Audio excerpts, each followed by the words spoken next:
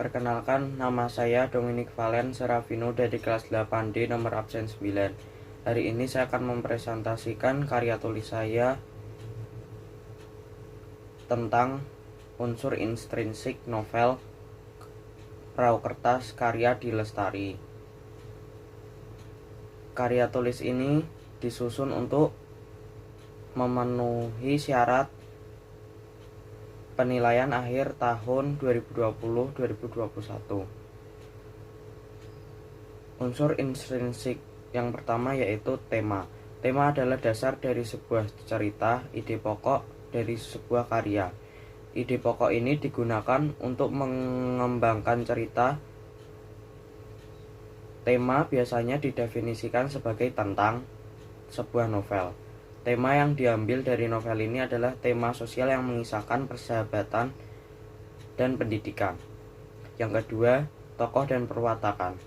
Tokoh merupakan para pelaku yang berperan di dalam novel. Perwatakan merupakan penyajian watak-watak tokoh dalam cerita tersebut. Dalam novel ini, Kugi diceritakan sebagai yang percaya diri, periang, energetik, dan suka bergaul. Kemudian tiga sahabat lainnya yaitu Kinan yang halus, suka menyendiri, tidak suka keramaian, dan berbakat dalam melukis. Dan Noni yang penyayang, perhatian, pencemburu, dan Eko yang lucu, penyayang, dan periang. Yang ketiga adalah alur. Alur adalah jalan dari sebuah cerita dan pengembangan cerita yang dibentuk oleh sebab akibat. Alur mengatur bagaimana tindakan-tindakan yang terdapat dalam cerita harus berkaitan satu sama lain. Alur dalam novel Perahu Kertas adalah maju mundur. Yang keempat, latar. Latar adalah keterangan mengenai ruang, waktu, serta suasana terjadinya peristiwa-peristiwa di dalam suatu karya sastra.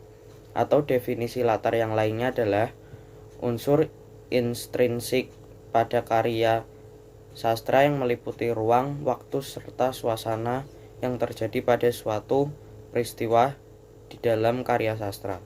Latar tempat novel Perahu Kertas ini adalah Amsterdam, stasiun, dan tempat tidur. Sedangkan latar waktunya malam, pagi, dan sore. Latar suasananya adalah sedih, panik, dan senang. Yang kelima, sudut pandang. Sudut pandang adalah cara pengarang menempatkan dirinya terhadap cerita dan dari sudut mana pengarang memandang ceritanya. Menurut teori sastra, sudut pandang sendiri terbagi menjadi dua jenis, yaitu sudut pandang orang pertama dan sudut pandang orang ketiga. Novel ini menggunakan sudut pandang orang ketiga, di mana penulis meletakkan tokoh sebagai orang dengan kata ganti ia atau dia. Yang keenam, gaya bahasa atau majas.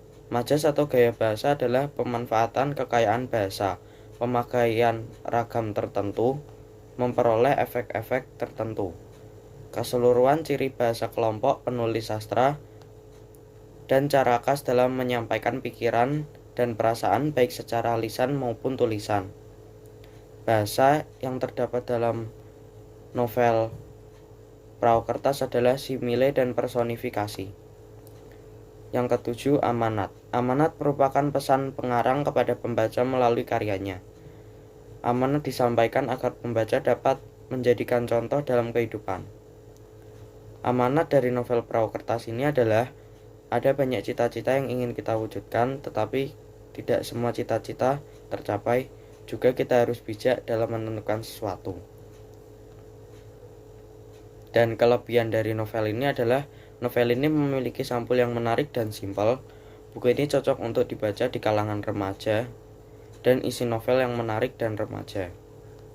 Kekurangan dari novel ini adalah dengan alur maju mundur, saya jadi mudah bingung saat membaca. Selebihnya baik-baik saja. Sekian dari saya, terima kasih.